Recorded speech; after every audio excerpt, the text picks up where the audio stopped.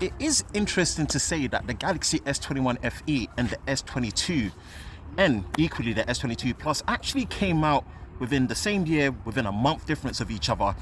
And with the price difference of the base model of the S22 and also the S21 FE, if you are considering the camera, how much of a difference in terms of performance do you get if you actually decide to move up to the S22, or is the S21 FE more than enough? Hi, Ben from SamMobile. If you enjoy videos like this, then be sure to like, subscribe and turn on notifications so you don't miss any future videos. Here's our quick camera comparison between the S21 FE versus the S22.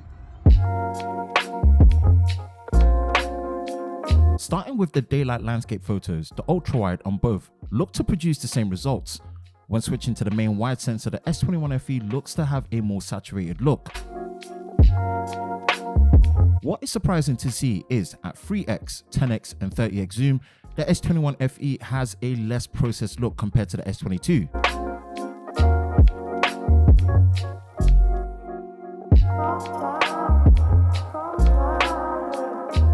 Both lack any dedicated macro shooting mode, but when looking at the flower, it looks like the S22 can get closer. These last landscape pictures show that the ultra-wide on the S21 FE in this situation holds better shadow detail compared to the S22. The results for the color saturation on the S21 FE is the same here, and also the zoom performance, which shows the S21 FE holding up really well.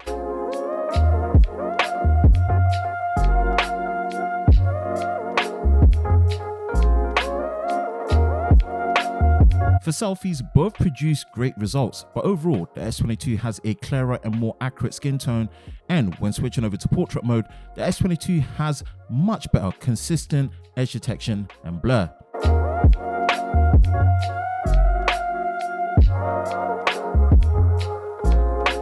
With the rear camera shots of myself, to my eyes, the ultra-wide on both produce the same results. The main wide sensor on the S21 FE has a more saturated look, and you do get a wider field of view on the S22 when in the same position. Both did great in portrait mode for the wide, but did struggle a little when zoomed in. This could also be down to my position and framing of the image, as it was shot on a 10-second timer. Let's move over to the nighttime landscape shots, and from the ultra wide up to the 10x zoom, the S22 overall produces much cleaner images.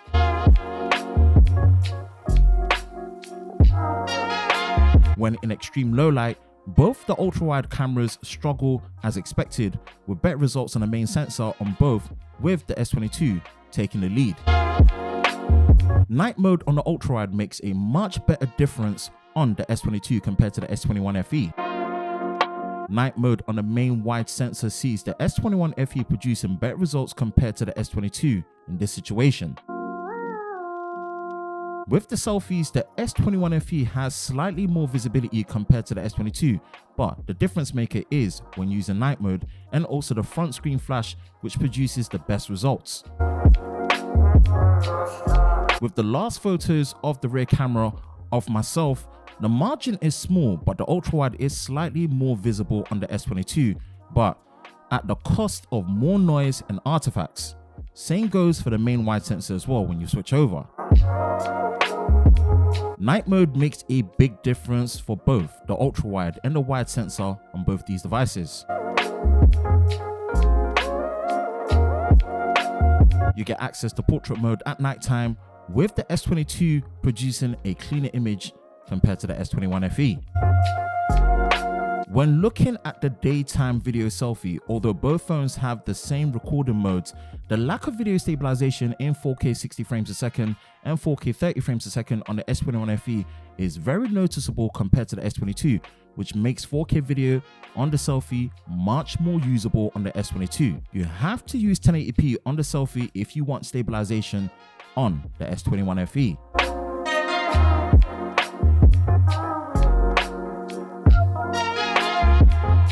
The story is the same for video portrait mode. You get a much better image quality on the S22 when using it, and also video stabilization as well compared to the S21 FE. With video on the rear camera in 4K 30 frames a second, Both allow you to switch between all 3 rear lenses at the back and also to the front-facing camera without stopping the recording. The results for video overall were better on the S22, with the S21 FE holding well, with near enough and equally as good video stabilization as well. In 4K 60 frames a second, the S21 FE is limited to shoot in this mode only on the main wide sensor at the back, whereas the S22 can shoot 4K 60 frames a second on the ultra wide and the zoom if you stop recording and select those lenses and start again. Nighttime video performance is basically the same, and as always, we highly recommend sticking to the main sensor on both to get the best results.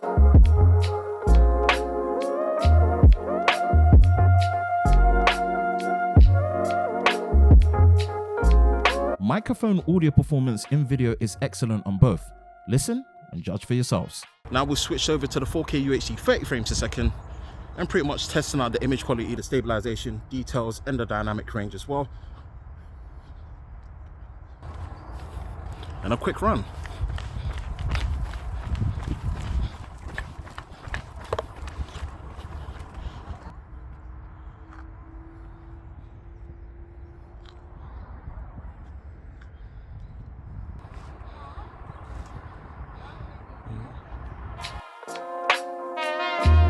That is it with this quick camera comparison between the S22 versus the S21 FE. Were there any surprises? Are the differences enough to justify the cost? Let us know your thoughts in the comment section below. For the latest news in the world of Samsung Daily, be sure to visit us at SamMobile.com. And for the latest videos on YouTube with SamMobile TV, be sure to like, subscribe, and turn on notifications, and we will see you next time.